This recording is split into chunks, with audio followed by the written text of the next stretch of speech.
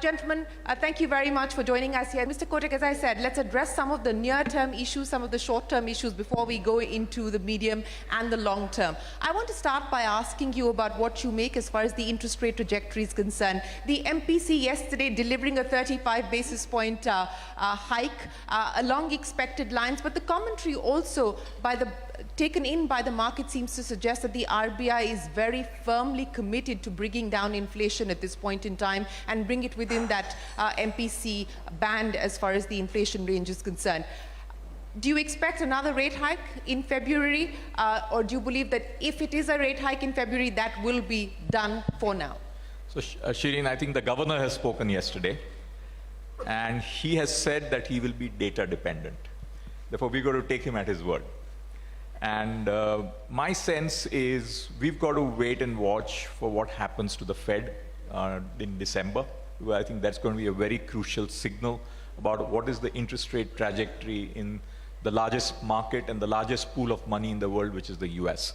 At the same time, I think we need to watch the Indian situation. The target for RBI is 4%. Mm-hmm.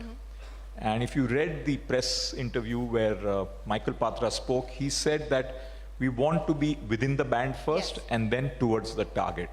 Therefore, based on that, my sense is there could be one more rate hike, and that may be the time for thinking about a pivot. But we got to watch very closely the data, and maybe around 6.5 as it looks today, subject to what happens to the world, subject to what happens to oil, subject to what happens to many, many other things. And based on that, I would say that at this stage, maybe 6.5 is where there could be a time to pivot. I think it was at a CII event, or at least an industry body event, but the last time the finance minister once again asked Indian industry to go out there and invest and gave the Hanuman analogy. What are you waiting for? Why don't you recognize your own strength and the opportunity? Has that message now resonated deeply with industry? Are we likely to see any movement on that front? No, not only the message. Let's give credit to the government for a continuous and consistent investment from their side in public infrastructure. That is really what has helped us over the last few years. Private sector, we are starting to see investments in the last few quarters, whether it's in real estate, construction, logistics, chemicals, some of those sectors. But there are many other sectors where there is still excess capacity. Eventually, private capital does have to earn a particular return to justify that investment in capital. And that's where I think it's more a short to medium term window that we're looking at for private capital to come back. Sanjeev Puri, let me address the question both in terms of demand as well as private capex. As we just heard there from Sanjeev Bajaj, some impact continues, at least as far as the consumption side is concerned, when we talk about rural economy. And that has been the story for the FMCG industry as well. What are the trends that you're picking up? We're almost at the end or the last lap of 2022. What is the outlook for 2023? The macros for investments, I think, are pretty good. If you look at the availability of funds, the corporate income tax, better balance sheet, so all these are positives. Earnings also are on a better trajectory. The issue really comes to is about capacity utilization, which is also picking up, but there is a serious amount of global uncertainty, yeah, and there are serious headwinds on exports, so that's going to dampen sentiment. But I can tell you that for companies like ours, which are very domestically focused, I think that private capex is continuing. We've already done, and some more is in the pipeline. So for domestic oriented, I think it's an ongoing process and it's happening. Okay. Mr. Kalyani, let me address both the domestic market as well as the global environment with you, because you have a pulse on both, especially in light of the government's move to, at least as far as the defense manufacturing is concerned, to indigenize much more. You've got the third list that's now already out, and the uncertainty as far as the global environment is concerned. How is that likely to shape things over the next 12 to 18 months? Well, I think the challenges in the global environment, which all of us know, the war in Europe, the challenges of the China plus one strategy that many countries are facing and trying to figure out, and the challenges of creating a resilient supply chain. You go to any place, anywhere in the world, you will hear this word, resilient supply chain. What is a resilient supply chain? I think in the manufacturing world, this creates huge opportunities for India, including in defense, by the way. But there are pockets of opportunities where things are happening at a much faster pace. I'll give you the example of railways. The railways are undergoing some tremendous modernization. Just day before yesterday or yesterday, a tender was out for 1,600 locomotives of 9,000 horsepower. Siemens was the lowest bidder, 20,000 crores. It is all supposed to be produced in India in an Indian plant. In one more week, there's a similar tender out for 9,000 horsepower locomotives, which is going to come out, and then 200 Vande Bharat trains, and then 100 high-speed trains. Now, this is the kind of initiative that Mr. Vaishnav has taken in his ministry to create industrialization of the railway manufacturing system, which was somehow embedded in the last century for many, many years. And overnight, this is going to get completely modernized. What took Europe and America 50 years to do, India will do in 10 years. And this is going to create a huge manufacturing ecosystem, especially in the area of electrical equipment, because these are all electric. We have, as a policy, Indian Railways have moved from diesel to electric, as you know. The same thing is happening in defense. There is a whole slew of policy changes that have taken place in the last 3, 4, 5 years. Everything is focused on Make in India, and more than Make in India, focused on what the Honorable Prime Minister calls Atmanirbhar Bharat. And his definition of Atmanirbhar Bharat is very clear. Atmanirbhar Bharat means something that you produce with your own intellectual property. If you got a technology collaboration from some company, no matter which part of the world they come from, and you want to export that product into, not into a conflict zone area, but even in a non-conflict zone area, you won't get permission to do it. But if it is your own product, where you own the technology, you will get it. If the Defense Ministry starts doing what the railways are doing in terms of creating this large industrialization capabilities, then I think India will have a game-changing situation in manufacturing for the domestic market also. Because when you do, whether you do railways, whether you do defense, whether you do automobile, it's not just that industry that you're dealing with. You're creating a whole host of new technologies which have usages in many, many other areas. And that creates an ecosystem, that creates skill sets, that creates capability. So I'm very confident that that sector is going to do well. Both railways and defense. You held up the railways as an example of things moving very fast. Defense not fast enough? Not fast enough yet. Not fast enough yet. John Major Sinha, let me address the issue of the India story and the strength of the India story. Practically every interview that I've done in the last few weeks, whether it is with a domestic CEO and more importantly with a global CEO, everyone's talking about how this is going to be either India's decade, if not India's century. I don't want to go down the century road, but let's talk about the decade that we are dealing with at this point in time. What do you believe are the areas where we have enough momentum to push us forward, and where do you believe work needs to be done? So if you just look at the world, Shireen, if you take five blocks, the US is about 22 trillion, Europe is about 17 trillion, China is about 16.5, 17 trillion, Japan is 5 trillion, and UK is 3 trillion. Look at each of these countries. The US has a very, very complex situation, that it has inflation which is higher than India. I don't remember in my living memory when this has ever happened. And the Fed is driving up interest rates to bring about a recession. I mean, the decided goal is to bring a recession. Europe will slip into a recession in a month or two, with very high energy prices and with a complex situation that it's importing inflation because of oil prices, and not the US situation, which is at $5 trillion of stimulus. Then you come to China, which is decided that, you know, it's had enough of a run, and only thing that Xi Jinping wants to do is consolidate power. And so I hope he continues to consolidate power and create opportunities for India, because they are really have self-inflicted a goal which they are trying to unwind, and they're going to have a very hard time unwinding. Japan, the yen has gone down to 140. It's still not raised interest rates. So it's in a complex situation, and it's aging very rapidly.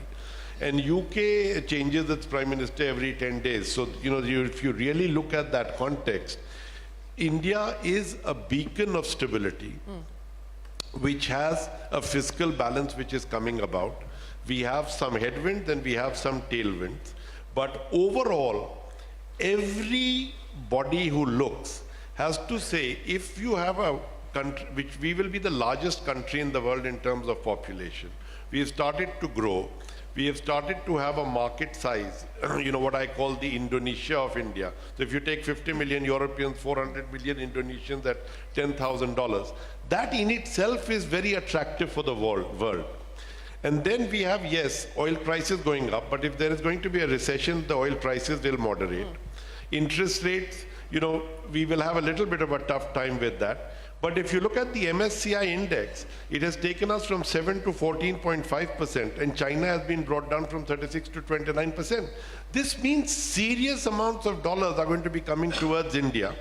What do we do with it? That's the question. We have some constraints which are there, which have to be addressed.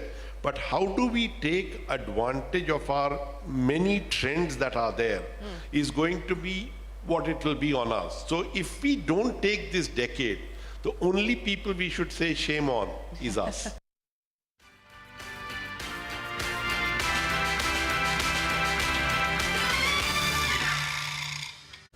अब पापा देखिए, आप लोग को छोड़ के मैं कहीं नहीं जाने वाला। छोड़ने की बात कौन कर रहा है? अरे यहीं पास में कोई एक घर देख लो। वैसे भी हम कब तक तुम्हें झेलते रहेंगे? सच्चा दोस्त वही जो आपके बारे में सोचे। Home loans from IDBI bank. Bank ऐसा, दोस्त जैसा। क्या हुआ चैंपियन? दिन रात प्रैक्टिस करनी पड़ती है। यहाँ तो रात को स्टेडियम ही बंद हो जाता है। एक काम करो ना, चेन छोड़ छोड़ के लगाना। पापा? अब करो दिन रात practice. Champion. Extra safe Polycab green wire आपके सपनों को रखे सेफ। मुथूट फाइनेंस पेश करते हैं गोल्ड लोन मेला। गोल्ड लोन ले और मौका पाए आकर्षक इनाम जीतने का। कॉल करें 1800-313-1212।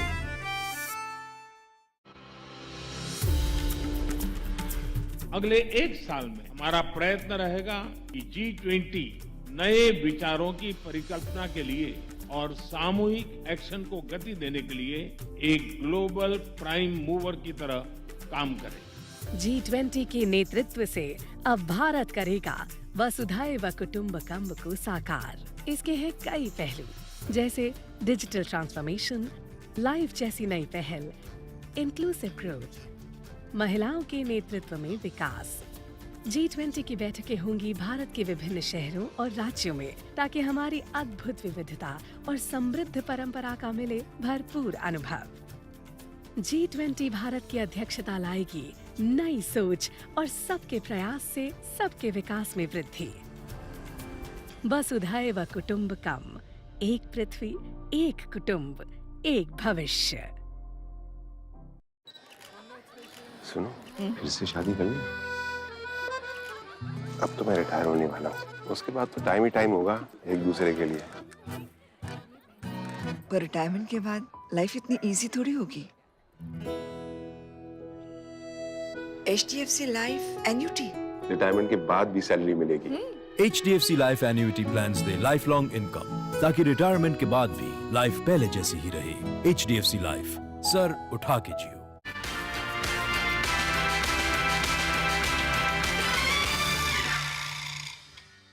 The next big policy event that's coming up is Budget 2023. Now, industries presented its recommendations, a usual list of recommendations that go in year after year.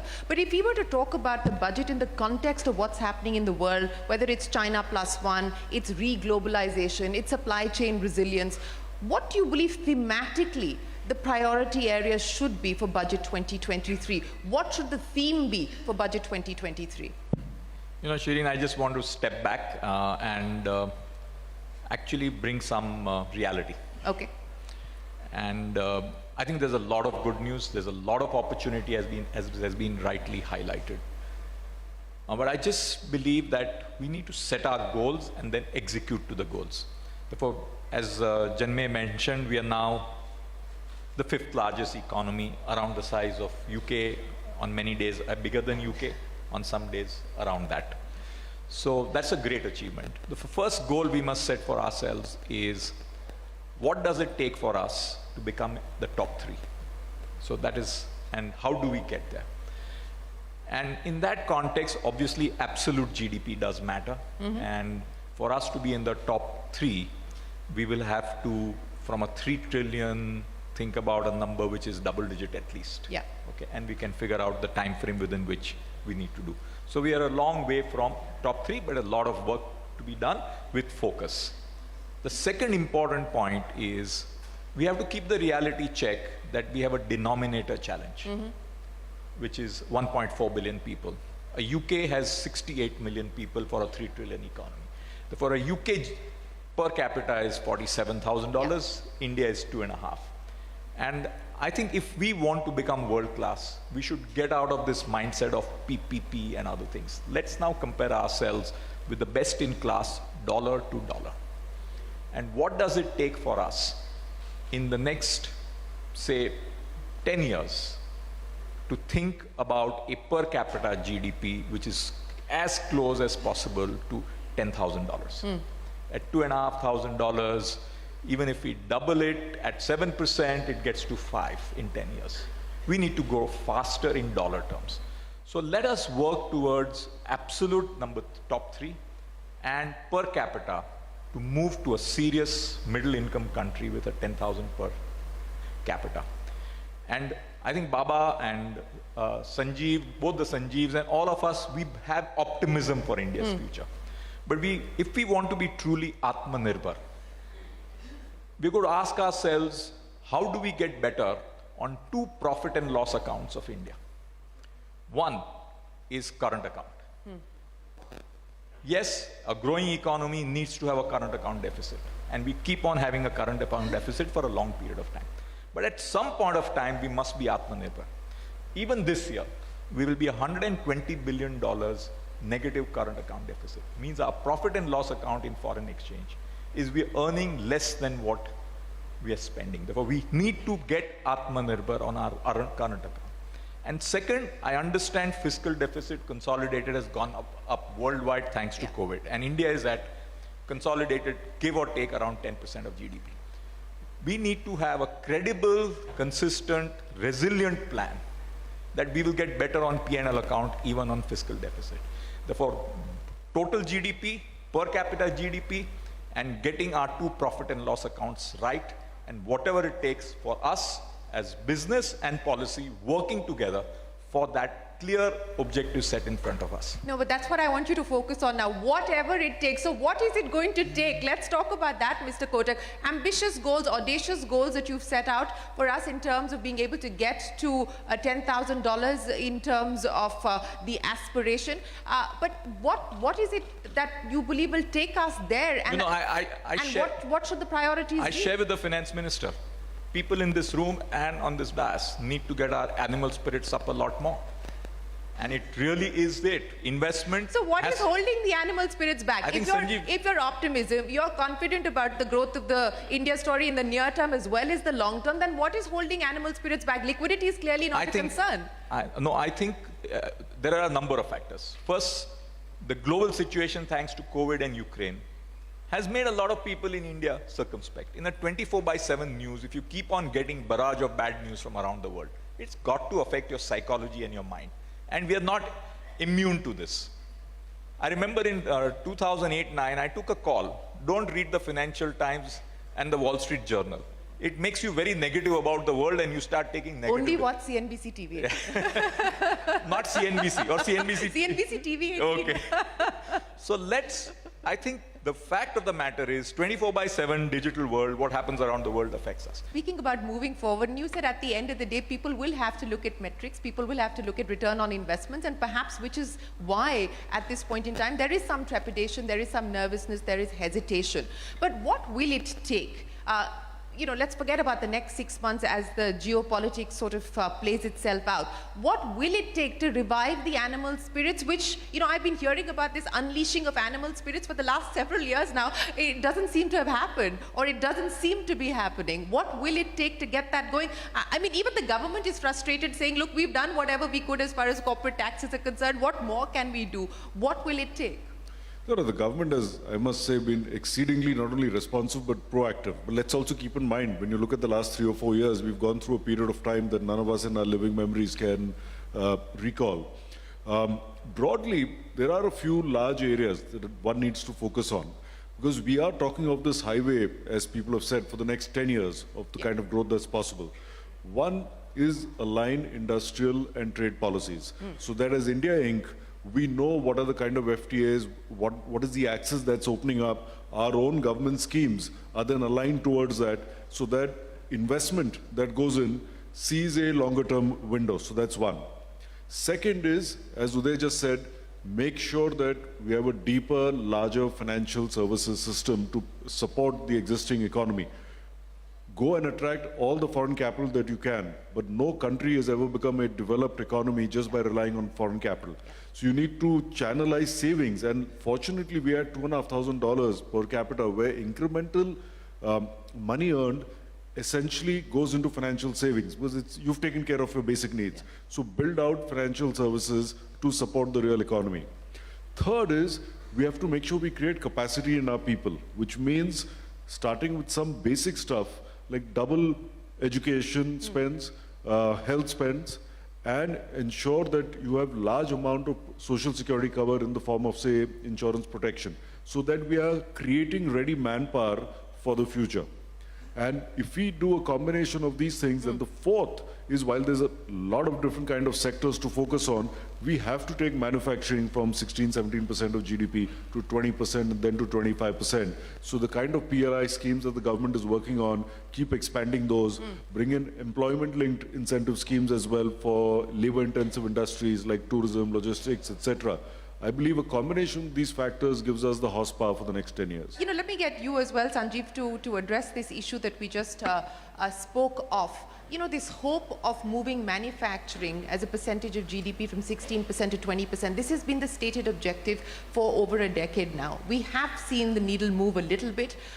Everyone's now talking about the fact that, look, the world needs to look at backup locations, backup options. The iPhone manufacturing will shift more and more towards countries like India. That's the expectation, that's the assumption, that's the bet. From a long-term perspective, from a 10-year plus perspective at this point in time, what are the unfinished pieces that need to be put on the table to ensure that this manufacturing story gathers momentum from here on? Okay. First of all, let me say that it is not merely backup. I would also say in the long term, we have to aspire for the center of gravity to shift. Right? It is the alternatives are going to certain places today, but those places don't have that capacity to be an alternative in the given geopolitical dynamic. So we can actually become the center of gravity. Now, I believe that a lot of policy interventions have happened. And all the policy interventions, many of them are absolutely in the right direction. It's about a lot of focus and looking at how we can accelerate the pace of execution.